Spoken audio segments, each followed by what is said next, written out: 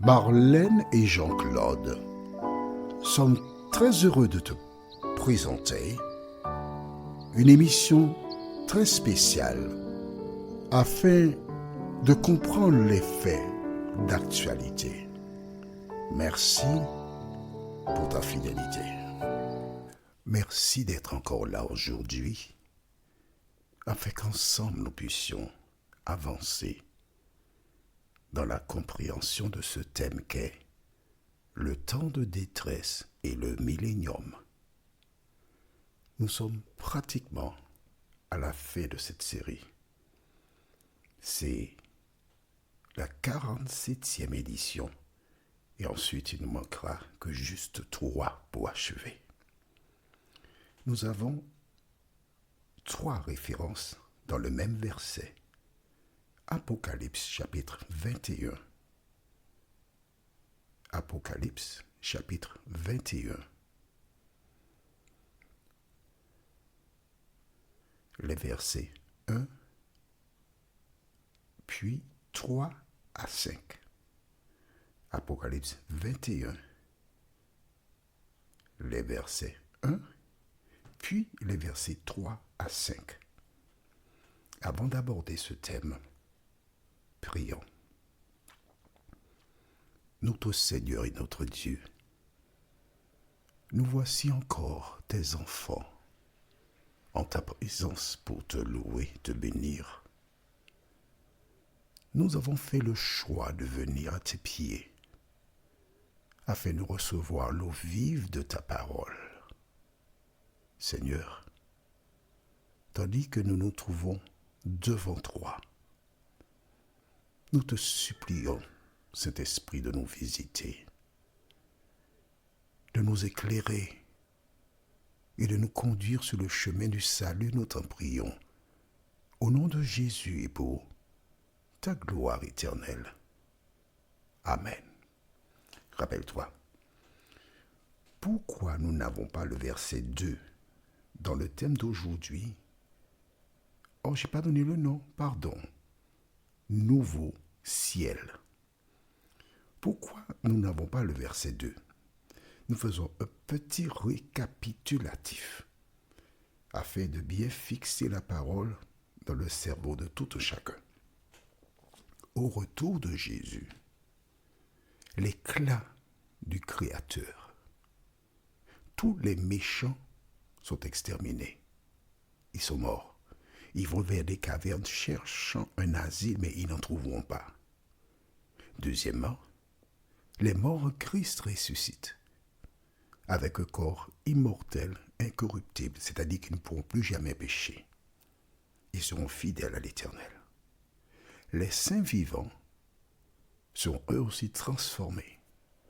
Ils seront ensemble enlevés sur les nuées, dans les airs, à la rencontre du Seigneur. Pourquoi?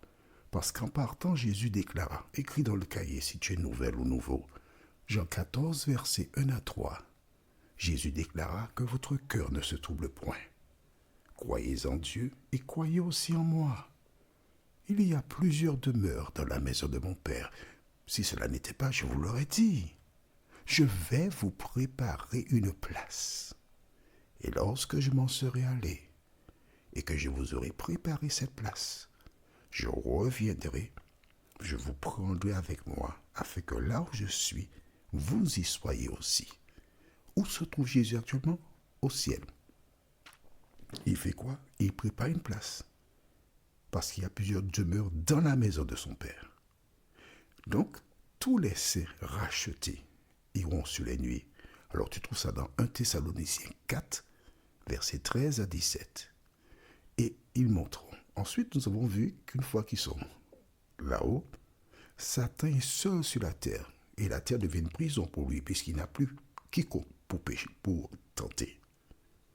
Les méchants, ou encore ceux qui n'ont pas accepté Jésus, seront toujours dans leur tombe, ou encore en fosse commune, en terre. Et ceux qui seront exterminés au retour de Jésus seront sur la surface de la terre. Ils vont donc décomposer. Satan passera 1000 ans sur la terre seul. Les autres morts ne revinrent point à la vie jusqu'à ce que les 1000 ans fussent accomplis, tandis que les saints au ciel règnent avec Christ pendant 1000 ans. Est-ce que c'est clair pour toi?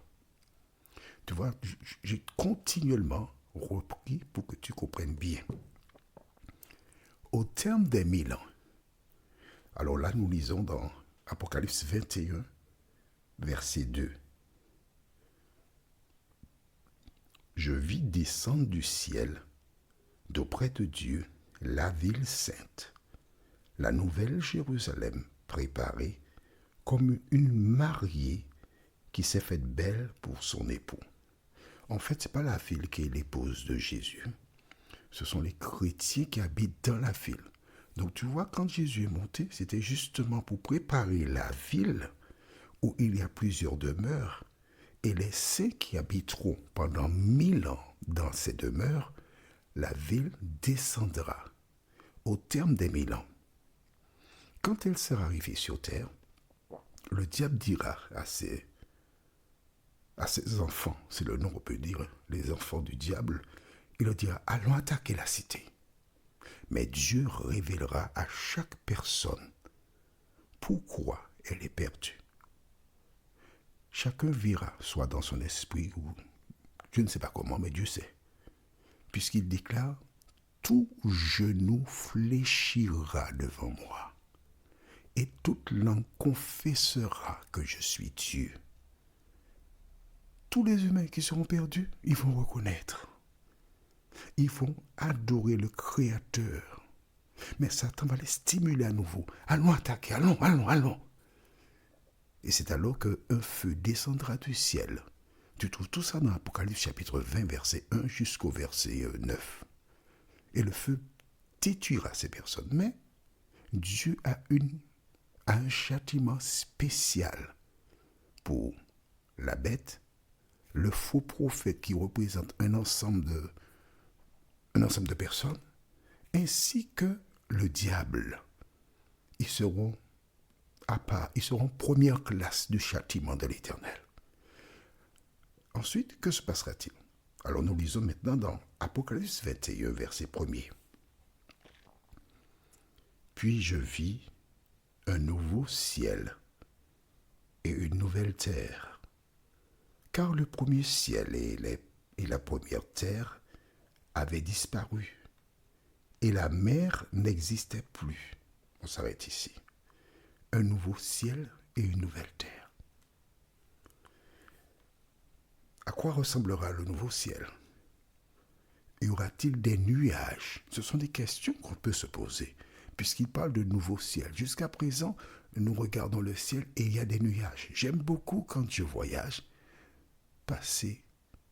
entrer dans des nuages qui disparaissent. C'est beau, c'est intéressant. Mais Dieu promet de faire un nouveau ciel et une nouvelle terre.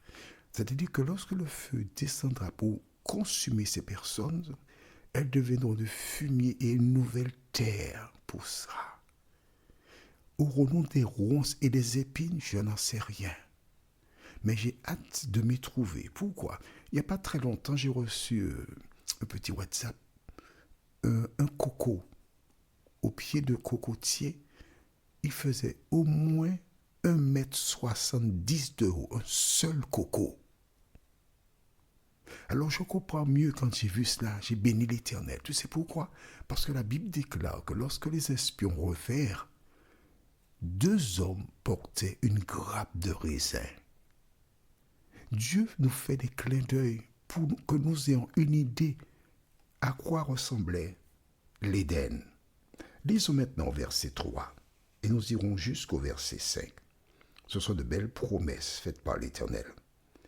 J'entendis une voix forte venant du ciel qui disait, voici le tabernacle de Dieu parmi les hommes.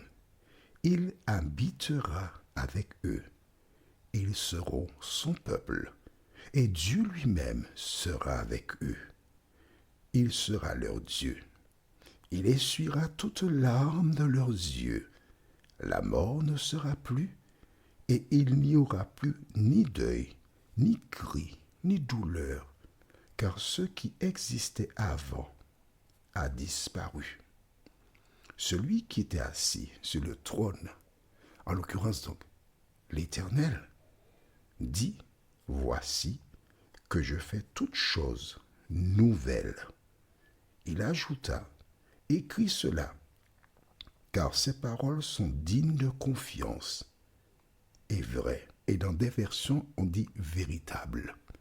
Jésus a été préparé quelque chose pour toi et pour moi. Des choses exceptionnelles. Du reste, nous continuerons et verrons lors de notre prochaine édition à quoi ressembleront ces choses. En attendant, Jésus t'invite à faire partie de celles et ceux qui seront ressuscités à son avènement, ou encore celles et ceux qui l'attendront pour leur salut. Prions. Notre Seigneur et notre Dieu, nous te bénissons pour le bonheur de te connaître. Nous te remercions pour ta présence dans nos cœurs et dans nos vies. Merci de nous aider encore à grandir de la connaissance de la vérité. Nous te prions au nom de Jésus pour ta gloire éternelle. Amen. Que l'Éternel continue de te bénir et il me tarde de te retrouver. Nous sommes parvenus au terme de notre réflexion. Si d'aventure tu as une question, il te suffit d'envoyer un message par le biais de WhatsApp au numéro suivant, plus 596 696 88 93 93. Et alors Jean-Claude, moi, je me ferai un réel plaisir de répondre à ta question.